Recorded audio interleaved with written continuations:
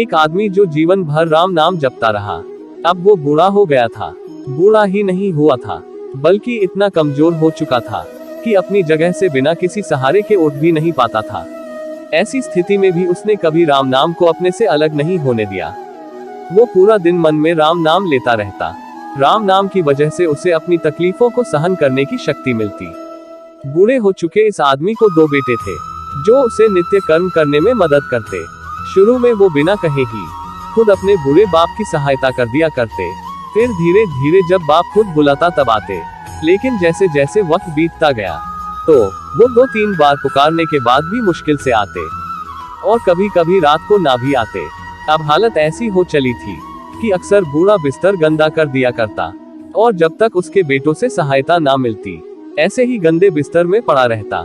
बुढ़ापा बढ़ता जा रहा था, उसकी नजरें कमजोर हो चुकी थी। इतनी बदहाली में भी उस आदमी ने राम नाम का साथ नहीं छोड़ा था। एक बार बूढ़े को नित्य कर्म करना था। उसने आवाज लगाई और अगले ही पल किसी ने उसका हाथ बड़ी कोमलता से पकड़ा और उसे नित्य कर्म करवाकर उसके बिस्तर पर लेटा दिया। यह अब रोजाना होने लगा। जब भी बूढ़ा आवाज देता, अगले ही पल उसकी मदद करने के लिए कोई आता और उसे उसके सारे काम कराकर वहां से चला जाता।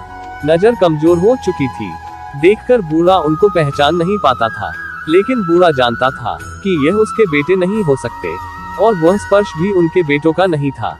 एक दिन जब बूढ़े आदमी ने अपने नित्य क्रिया करने के लिए अपने बेटों से मदद मांगी, तब अगले ही पल उसे फिर से वही मुलायम वाला स्पर्श महसूस हुआ।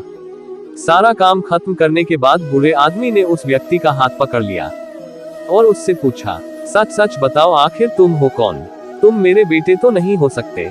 बूढ़े के सवाल के साथ उसके कमरे में बहुत तेज रोशनी हुई और प्रभु ने अपने दिव्य अवतार में वहां पर दर्शन दिए। किसी भी वस्तु को बड़ी मुश्किल से देख पाता था, वही बूढ़ा भगवान के दिव्य रूप को स्पष्ट रूप से देखने में समर्थ हो गया। जिस भगवान का नाम वह पूरा जीवन लेता रहा, उसे अपने पास पाकर बूढ़ा उनके चरणों में गिर पड़ा और बोला, भगवान मैं धन्य हो गया जो आपने मुझे साक्षात दर्शन दिए। लेकिन भगवान मैं बहुत शर्मिंदा हूँ, क्योंकि मैंने आपसे मेरे नित्य कर्म करवाए। भगवान ने कहा, मेरे लिए सारे काम एक जैसे हैं। अगर वह काम मुझे अपने भक्तों के लिए करना पड़े तो मुझे सभी कामों में खुशी मिलती है। बूढ़े ने हाथ जोड़ते हुए भगवान से कहा, लेकिन भगवान आप यह सब करने के बजाय मुझे मुक्ति क्यों नहीं कर देते? क्या आपके दर्शन मात्र से मेरी मुक्ति संभव नहीं है? यह सब प्रारब्ध की वजह से है। तुम्हारा प्रारब्ध बहुत कठिन है। अगर तुम्हारा प्रारब्ध मंद होता तो मेरे दर्शन मात्र से तुम मुक्त हो जाते। मैं चाहूँ तो तुम्हें अभी मुक्त कर सकता हूँ, लेकिन फिर अगले जन्म में तुम्हें प्रारब्ध को भोगने के लिए आना पड़ेगा। इसलिए मैं खुद तुम्हारा प्रारब्ध काटकर मुक्त करवाने के लिए सहायता कर रहा हूँ, भगवान ने कहा। इतना बोलकर भगवान वहां से अंतर्ध्यान हो गए। कुछ महीने और काफी तकलीफ भोगने के बाद आखिरकार उस बूढ़े आदमी को मुक्ति मिल गई।